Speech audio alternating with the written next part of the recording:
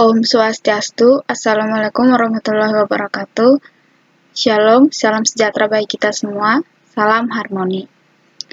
Di sini saya akan membahas jawaban UTS pengantar kewirausahaan. Sebelumnya, perkenalkan saya Ingrid Liman Batu, NIM 18130310006. Langsung saja soal yang pertama. Jelaskan dan beri contoh di lingkunganmu tentang pengertian wirausaha, pendekatan dan teori kewirausahaan, kelemahan dan keunggulan menjadi entrepreneur, dan karakteristik wirausaha. Jawabannya, secara etimologis, istilah wirausaha berasal dari kata wira dan usaha. Kata wira bermakna berani, utama, atau perkasa, sedangkan usaha bermakna kegiatan dengan mengerahkan tenaga pikiran dan fisik untuk mencapai sesuatu maksud. Secara terminologis, wirausaha adalah kemampuan untuk menciptakan, mencari, dan memanfaatkan peluang dalam menuju apa yang diinginkan sesuai dengan yang diidealkan. Wirausaha adalah orang yang menjalankan usaha atau perusahaan dengan kemungkinan untung atau rugi. Pendekatan kewirausahaan terdiri dari dua jenis. Yang pertama, pendekatan makro, dan yang kedua, pendekatan mikro. Pendekatan makro menjabarkan faktor-faktor yang mempengaruhi sukses gagalnya suatu entrepreneurship. Faktor-faktor ini umumnya merupakan kondisi eksternal yang berada di luar kontrol seorang entrepreneur. Dalam hal ini, terdapat 3 aliran dalam pendekatan makro, yaitu aliran pemikiran lingkungan, aliran pemikiran finansial atau kapital, dan aliran pemikiran displacement. Sedangkan pada pendekatan makro berfokus pada kejadian atau faktor dari luar, maka pendekatan mikro berfokus pada sesuatu dengan memandang dari dalam keluar. Terdapat 3 aliran pemikiran pada pendekatan mikro, yaitu aliran pemikiran trade entrepreneurial, aliran pemikiran peluang usaha, dan aliran pemikiran formulasi strategis. Teori-teori kewirausahaan terdiri dari beberapa jenis. Yang pertama ada teori ekonomi. Teori ini menyatakan bahwa entrepreneur akan muncul dan berkembang kalau ada peluang ekonomi. Kedua ada teori sosial. Teori ini menyatakan bahwa warisan sosial merupakan salah satu penentu utama dalam kewirausahaan, maka dalam mengembangkan usaha suatu masyarakat tertentu harus dipertimbangkan ketimpangan-ketimpangan sosial yang mempengaruhi serta harus melakukan rekayasa-rekayasa sosial untuk meluruskannya. Yang ketiga, teori psikologi. Teori ini menyatakan bahwa suksesnya seorang entrepreneur tidak tergantung pada keadaan lingkungan, tetapi pada faktor kepribadian. Yang keempat, teori perilaku. Teori ini menyatakan bahwa perilaku seorang entrepreneur adalah hasil dari sebuah kerja yang berlandaskan pada konsep dan teori, bukan karena sifat kepribadian seseorang atau berdasarkan intuisi. Selanjutnya, kelemahan-kelemahan sebagai entrepreneur. Yang pertama, ketidakpastian pendapatan. Kemudian, risiko kehilangan seluruh investasi, kerja lama dan kerja keras, kualitas hidup yang rendah sampai bisnis mapan, kemudian tingkat stres yang tinggi, tanggung jawab penuh, dan keputusasaan. Sedangkan kelebihan-kelebihan yang diperoleh dengan menjadi seorang entrepreneur, yang pertama, tidak bergantung kepada orang lain, kreativitas dan ide untuk maju berkembang terus, kemudian pendapatan dirancang sendiri, mengendalikan orang lain, aturan sederhana, prestasi pegawai dihargai, kemudian mengambil keputusan sendiri, kemudian loyalitas terhadap pekerjaan, bebas dalam mengatur irama pekerjaan, fleksibel dalam waktu dan tempat, birokrasi pendek dan mudah, kemudian yang terakhir berpeluang besar menjadi kaya. Selanjutnya, karakteristik yang dimiliki seorang wirausaha itu, yang pertama, motif berprestasi tinggi, selalu perspektif, memiliki kreativitas tinggi, kemudian memiliki perilaku inovatif tinggi, selalu komitmen dalam pekerjaan, memiliki etos kerja, mandiri, berani menghadapi risiko, selalu mencari peluang, memiliki jiwa kepemimpinan, memiliki kemampuan manajerial, dan memiliki keterampilan personal. Selanjutnya, soal nomor 2. Dalam masa pandemi COVID-19, sebutkan dan beri contoh etika, fungsi, dan prinsip wirausaha yang cocok untuk dilakukan pada masa pandemi tersebut. Jawabannya, di sini etika wirausaha yang cocok untuk dilakukan pada masa pandemi yaitu yang pertama kejujuran, bertanggung jawab, menepati janji, disiplin, suka membantu, komitmen, menghormati, dan juga mengejar prestasi.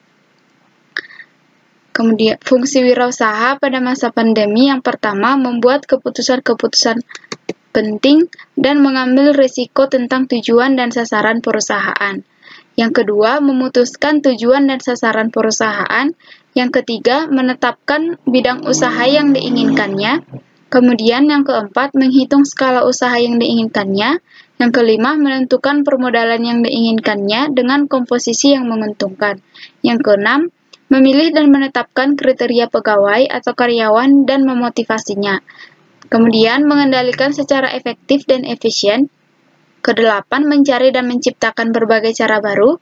Yang kesembilan, mencari terobosan baru dalam mendapatkan masukan atau in-out, serta mengolahnya menjadi barang atau jasa yang menarik. Yang kesepuluh, memasarkan barang atau jasa tersebut untuk memuaskan pelanggan dan sekaligus dapat memperoleh dan mempertahankan keuntungan maksimal. Yang ke-11, mengenali lingkungan perusahaan dalam rangka mencari dan menciptakan peluang usaha. Yang ke-12, mengendalikan lingkungan ke arah yang menguntungkan bagi perusahaan. Yang ke-13, menjaga lingkungan perusahaan agar tidak merugikan masyarakat maupun merusak lingkungan akibat dari limbah usaha yang mungkin dihasilkannya. Yang terakhir, meluangkan dan peduli atas terhadap lingkungan sosial di sekitarnya. Kemudian, prinsip wirausaha yang cocok untuk dilakukan pada masa pandemi yaitu yang pertama, jangan takut gagal. Kemudian, penuh semangat, kreatif dan inovatif, penuh perhitungan, sabar, ulet dan tekun, optimis, ambisius, dan pantang menyerah. Kemudian, peka terhadap pasar, berbisnis dengan standar etika, peduli lingkungan. Kemudian yang terakhir, dapat membaca peluang. Selanjutnya, soal nomor 3. Apa yang dibutuhkan pada aspek perencanaan usaha dan analisis kelayakan usaha bila Anda mau bergerak dalam usaha hasil-hasil bumi? Jawabannya di sini terdapat beberapa aspek. Yang pertama, aspek hukum. Dalam aspek ini yang dianalisis adalah masalah kelengkapan dan keabsahan dokumen usaha, mulai dari bentuk badan usaha sampai izin-izin yang dimiliki untuk mendirikan usaha. Yang kedua, aspek pasar dan pemasaran, di mana setiap usaha yang akan dijalankan harus memiliki pasar yang jelas. Faktor ada tidaknya konsumen yang akan membeli, dan besarnya pasar yang ada perlu diketahui terlebih dahulu. Ketiga, aspek keuangan. Dalam aspek keuangan, hal-hal yang perlu digambarkan adalah jumlah investasi, biaya-biaya, dan pendapatan yang akan diperoleh. Besarnya investasi berarti jumlah dana yang dibutuhkan baik untuk modal investasi pembelian aktiva tetap maupun modal kerja. Yang keempat, aspek teknis dan operasi. Dalam aspek teknis atau operasi, yang akan digambarkan secara lengkap adalah mengenai lokasi usaha, baik kantor maupun tempat produksi, penentuan layout gedung, mesin dan peralatan, serta layout ruangan, sampai pada usaha perluasan selanjutnya dan teknologi yang akan digunakan. Yang kelima, aspek manajemen dan organisasi.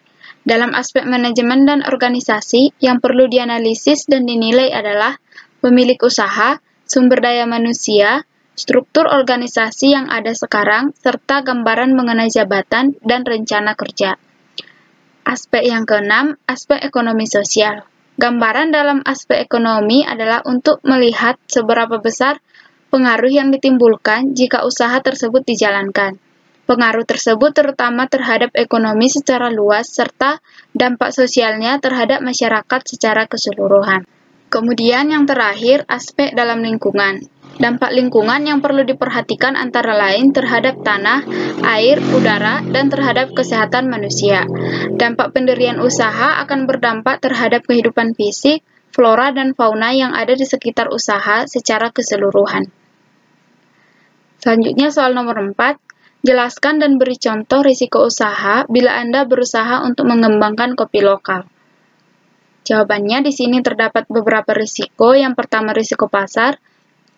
Risiko bisnis yang pertama adalah risiko pasar yang diakibatkan karena perubahan dalam pasar secara makro, di mana banyak pebisnis yang tidak mampu membendungnya.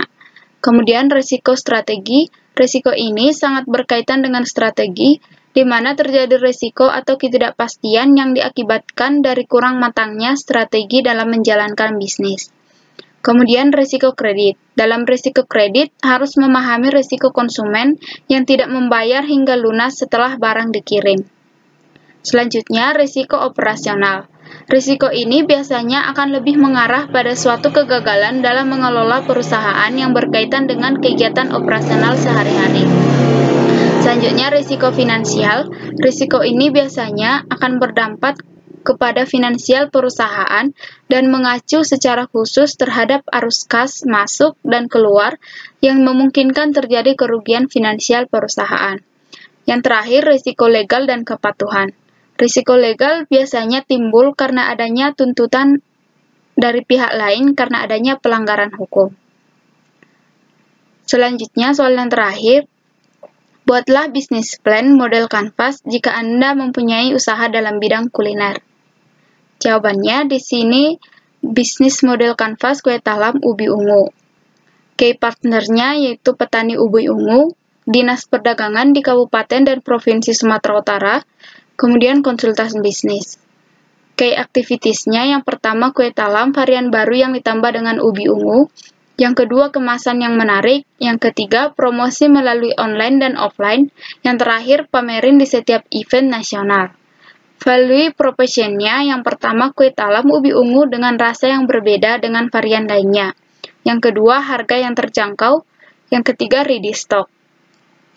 Kemudian untuk customer relationship-nya, yang pertama pemberian diskon atas pembelian 5 cup. Memberikan bonus cemilan dengan bahan dasar ubi ungu atas pembelian 3 cup.